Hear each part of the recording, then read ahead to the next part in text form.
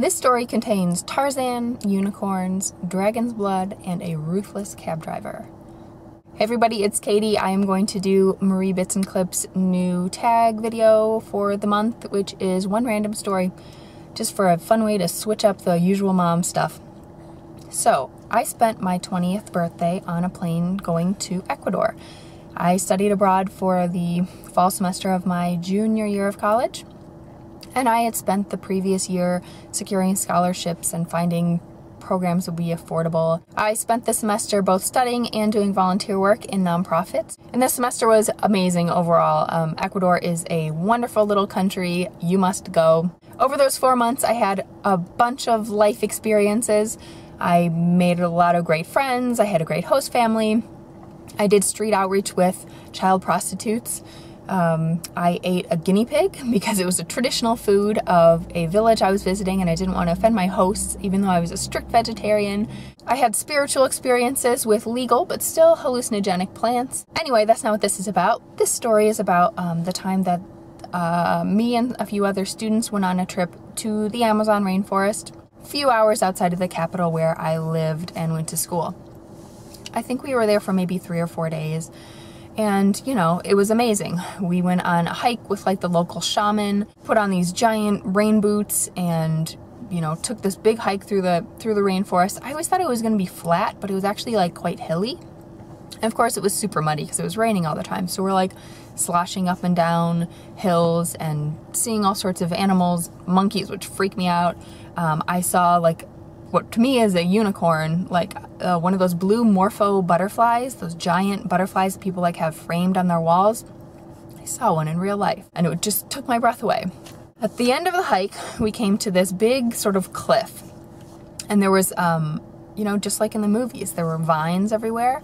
And so the shaman said, okay, anytime I lead people on hikes here, we end the hike with like this photo op. So one by one, you students hold onto this vine, swing out over the cliff, we take your picture, and that'll be like your quintessential experience in the Amazon. So one by one, I think there were 6 students or something ahead of me. So one by one, everybody did this, and oh, it was really fun. Everyone got these great shots to send home, you know. I'm the last one to go because I'm terrified of heights, terrified. But I go for it. I'm like, I'm probably never gonna be back here in my life. Yeah, I want, you know, I want that photo. I want the jungle shot. So I grab on like Tarzan and swing out over the cliff, and I realize that the vine is totally soaked in like people's hand sweat and just the general humidity and stuff, and I slide right off the thing. I free fall for about 15 feet, and then I tumble for another 15 or so. And when I land, I'm hugging this giant pile of debris that I've collected. Everything hurts. Scene change. So when I left you, I was lying in a heap, still facing downward on this hill, hugging like all of this dirt and vines and sticks, and I'm covered in these giant black ants called congas that apparently have a really bad bite. Like the whole hike, the shaman's been like, don't touch a conga, like watch out for all the congas, blah blah blah. So I'm like laying there and I'm like trying to mentally assess like where the problem areas are. So I start in my head and I'm like, I think I'm bleeding, okay. Something definitely wrong with my wrist. I'm like going down, going down. I have a rip through the shirt I was wearing and the swimsuit underneath, and like a cut on my rib cage. And like some more stuff hurts, and part of my brain is saying, get away from the congas, like get up, like the congas are on you. And the other part of my brain is saying, I'm just gonna take a little nap now because I totally had a concussion.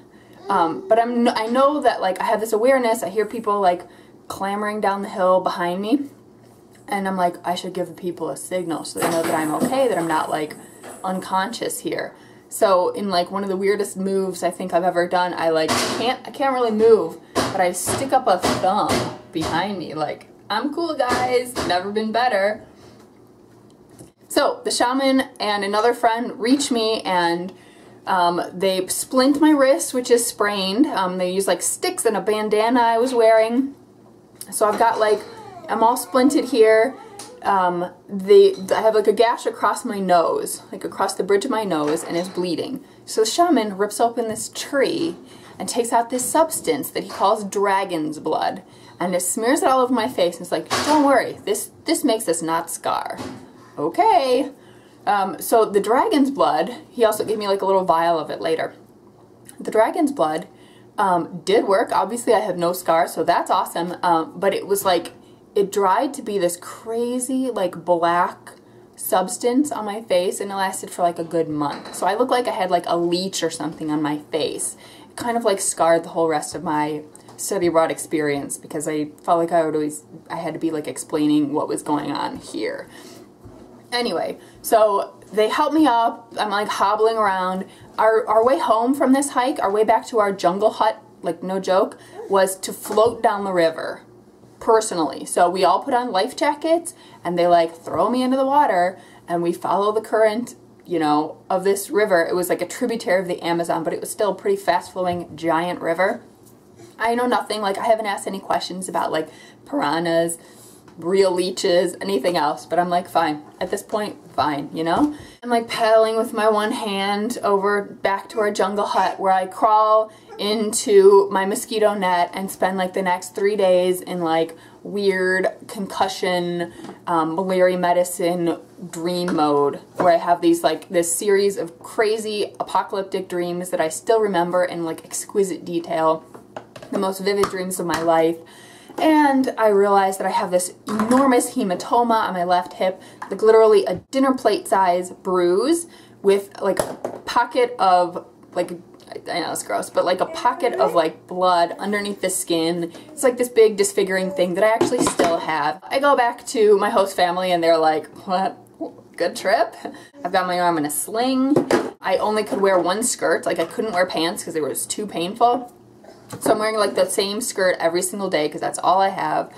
And I'm trying to be like diligently like putting myself on this bumpy, crazy bus that you have to, doesn't even slow down to get onto. I have to like run to get on. And I'm like, many times a day I'm like crying because I'm just a mess, right? One of my last days, I think I went to school to take a final and I was getting back to the bus stop and I was crossing this crazy like rotary kind of intersection. And there were other people who started going, so I started going, and like the cars weren't exactly stopping. This particular day I was just like, whatever, like I'm done. What else can happen? And sure enough, I get hit by a taxi. Didn't really hurt, but I like land, you know, on the hood of the taxi, like face into the window, and the taxi driver comes out and starts screaming all kinds of expletives at me. So that's the random story that came to mind this morning. Thanks, Marie, for the idea, and I will try to do some of these in the future if you guys think it's interesting.